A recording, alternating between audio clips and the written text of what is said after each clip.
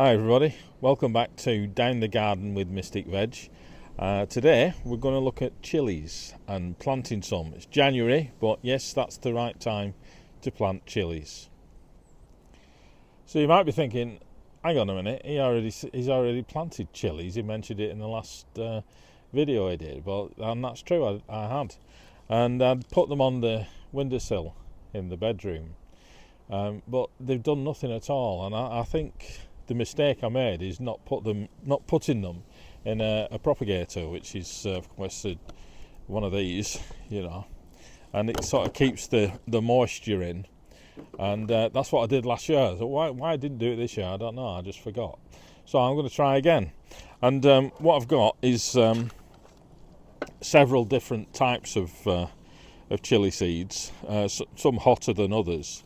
And they do say, I read somewhere that the hotter the chilies, that the longer they take to grow, and you need to sort of get them in early and keep them at a sort of a good warm temperature. So I guess on the windowsill in a propagator with the heating on well, it worked last year, so I'm gonna go for that again.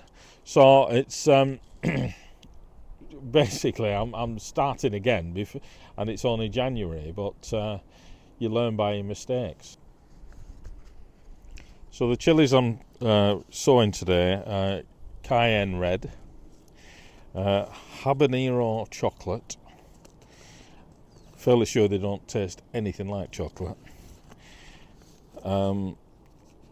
Padron chili seeds, which is an anagram of pardon, I've just noticed. Biquino red and Jamaican Scotch yellow. So there's five different types. Actually, because of how many cells there are in this, I might just do 4. So pick one. We'll go for the unpronounceable one, and we'll get rid of that. So I'm just going to do 4. And I'll tell you what I have noticed is that you get very few seeds nowadays.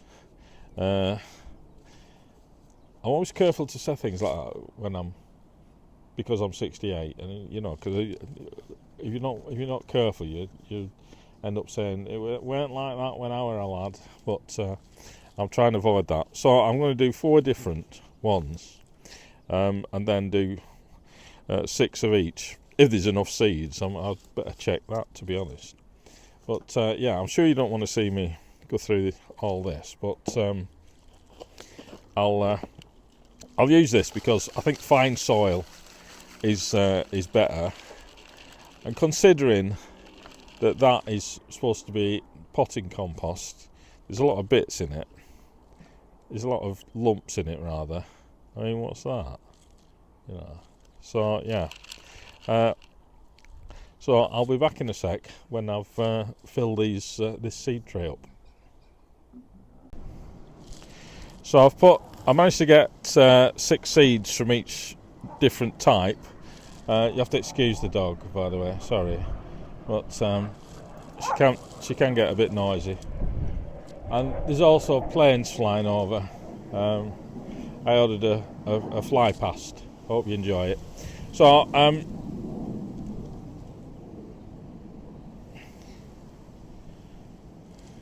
so what I'm going to do now, I'm just going to cover these with some sifted soil, and then the amount of lumps I got out of this soil is disgraceful, really. I don't know what it is. Some of it felt like rubber and bits of plastic. Well, that's what you pay for nowadays, unfortunately. Cassie's very angry at it, you can hear her. And let me look at that. Bit of stick,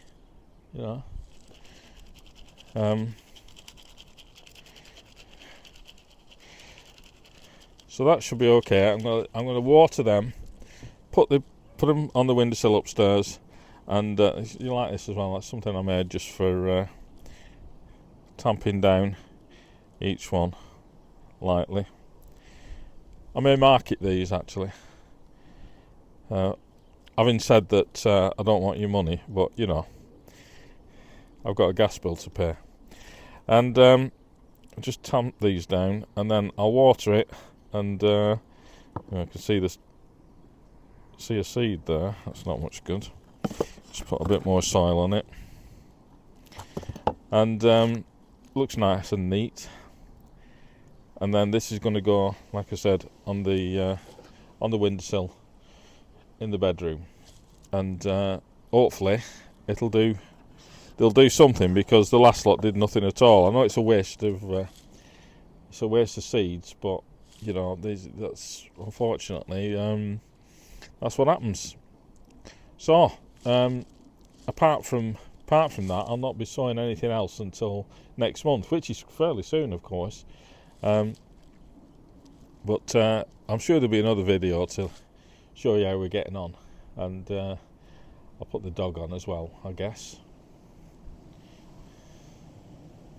So until we start sowing more seeds in February, I'd just like to talk about the cost of gardening, and it can be cheap, and it can also be very expensive. I've had people say to me, why do you grow stuff when you can get veg so cheap from Aldi, etc.? You know, you get a bag of carrots over Christmas for £1, I think it was. In fact, I think it was even less than that. But I mean, there's all sorts of reasons why you should grow your own veg, and we'll go through those in a future video. But at Christmas, especially, the supermarkets were selling cheap veg, that was just an attempt really to attract you into the supermarket, so you could buy more stuff that you didn't need that was all overpriced, you know, and that's how they work. But as far as getting cheap stuff for the garden, I've already mentioned that I have a drive around and see if there's any pallets I can use, and I use them for making planters, etc. But there are also the different places you can get free stuff, like Facebook Marketplace, and Gumtree, and Free Cycle, and you can also get stuff relatively cheap at auctions, car boots, house clearances, etc. So you just need to look around really and decide what you need. There's no point getting stuff that you'll never use. But I've got I thought I needed some plant pots, and then realised how many I'd got. You know, the other thing is that it's started to rain. I think we'll retire to the shed. Right, you'll have to excuse the tip, but it's a shed. And so, yeah, the price of stuff. Now, I've had no end of gardening stuff from car boots and Free Cycle and Facebook Marketplace. And you should also you should be careful, let's put it like that, about where you get advice about gardening. Now, I'm not going to say that what I tell you is 100% accurate, but there are some people on certain Facebook groups who I think they just talk out of their backside, you know. So there's a book that I bought a long time ago about gardening. About growing veg, called The Vegetable Expert, right? And that's by Dr. D.G. Hessayon. And it was published in 1985, so that's 40 years ago. And things have changed a lot in that time, you know. And I've picked one out especially about growing chillies, because that's what we're talking about today. And the doctor says, take care. These hot peppers can make your throat burn, eyes water, and skin sting. if you are not used to eating or handling them. If you're not used to it. So a few general rules before you start. The smaller and redder the chilli, the hotter it will be, and removing the seeds plus blanching in hot water before use will remove much of the fire. Well, I know people who grow them, the hotter the better. So, as I said, things have changed. Don't eat them raw, he says. Don't even try a small piece unless they are part of your heritage. Use them in cooking to give a spicy taste to potatoes, rice, soups, stews, eggs, sweet corn, etc. You will need 1 chili per pound of meat or chicken, but the old American favourite, chili con carne, is not made with fresh chilies. It is a mixture of ground beef, garlic, tomatoes, vinegar, sugar, onions and chili powder. So basically, the good doctor here is saying, if you want to grow chilies, fair enough, but it's like foreign muck, And so, thankfully, attitudes have changed since 1985. But the guide is still good. All the things he says in here about growing marrows and cucumbers, cauliflowers, carrots, cabbage, etc., is all still perfectly fine. Now, I reckon you can pick that up at your local charity shop if you have a good enough look for in an old bookshop or a charity shop. Sorry, the dog's dropped a stick in the shed here. She's also getting very wet, but she's not bothered. But yeah, I reckon you can pick that up pretty cheaply. So I advise you to do so. Now, if you shop online, there's an obvious place where you can Google and get garden stuff from, but you can also get much cheaper options available. And one of these is Temu, Temu, and I'm not being paid by any company to push this, by the way. If I say it's rubbish, it's rubbish, But anyway, the joy of Temu is that everything is pretty cheap, and it also takes that long to get to you that by the time you received it, you've forgotten what you've ordered in the first place.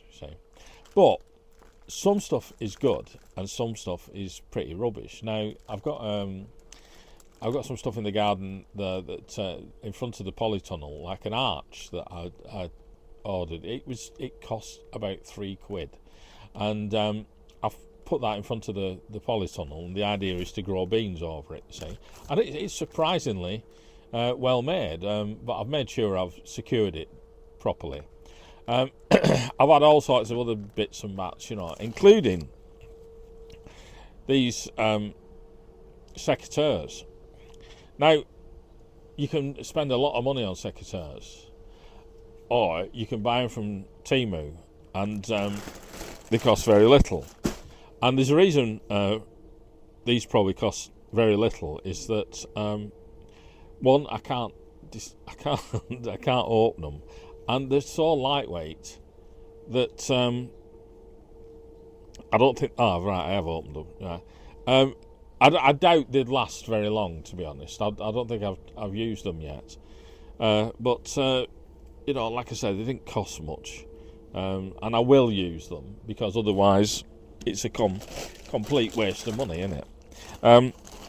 So I don't even know what's in this bag. It arrived not so long back, and it's usually gardening or stuff that I'm making in the shed. Yeah, I think all this is. But yeah, you pay your money, you take your choice, as they say, and so you learn, I guess. But the idea is to try and keep everything as cheap as possible, and then for those people who say, "Oh, why do you grow stuff?" It's easier to go to the supermarket. You can say, "Well, it tastes better, and it doesn't cost me that much, to be honest." And while I'm in the garden, I'm not wasting my money elsewhere. So that's the way I look at it. So in the next video, I'm hoping to be outside again, and there's some days next week that where it's looking a bit drier, and the sun might even come out. But at the moment, it's wet and horrible, and there's just nothing you can do. You might as well just suck it up and, sit inside your shed. Um, but I think we'll look at organising your garden, planning it, because trust me, I'm an expert at planning something and then having to change it all a few weeks later. But like I say, you live and learn. Okay, thanks for watching. I'll see you again soon. One of the things I forgot to do is to thank everybody for watching the last video and subscribing to the channel. I really, really appreciate it. It's I'm knocked out, and hopefully I get a few more viewers and a few more subscribers. And yeah, like I said, thanks very much, and more content to come. See you soon.